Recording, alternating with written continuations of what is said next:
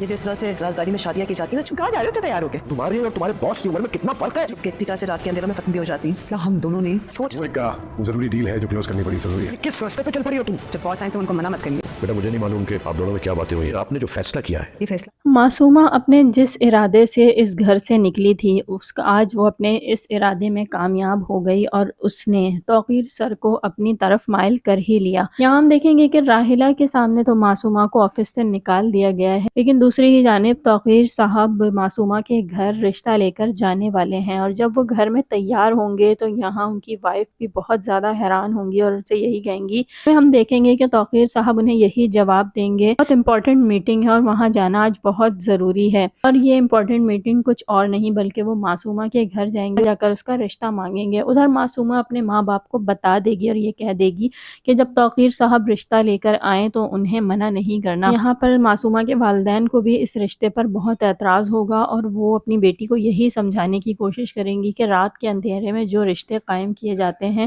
ان کا انجام بھی اچھا نہیں ہوتا. لیکن معصومہ اس وقت کچھ بھی سننے کو تیار نہیں. اسے تو صرف اور صرف امیر ہونے کا ایک بھوت سوار ہے جو کہ ہمیشہ سے اس کے ذہن پر سوار تھا اور اب اس کی تعبیر کا وقت آ چکا ہے، تو وہ اس موقع کو کسی صورت ہاتھ سے جانے نہیں دے گی. یہاں اس کے والد کو بھی اس بات پر اعتراض ہوگا اور جب توقیر صاحب ان کے گھر پر رشتہ لے کر آئیں گے تو وہ یہی کہیں گے مجھے نہیں پتا کہ آپ نے یہ فیصلہ کیوں اور کیا سوچ کر کیا ہے. لیکن یہاں ہم دیکھیں گے کہ معصومہ فوراً ہی اپنے والد کی بات کاٹے گی اور یہی کہے گی کہ یہ فیصلہ ہم دونوں نے سوچ سمجھ کر کیا ہے.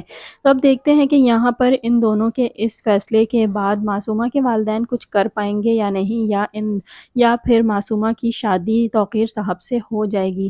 کیا معصومہ کی شادی توقیر صاحب سے ہو جائے گی؟ جلدی سے کمنٹ کر کے بتائیں. ویڈیو کو لائک کریں، چینل کو سبسکرائب کریں. اللہ حافظ.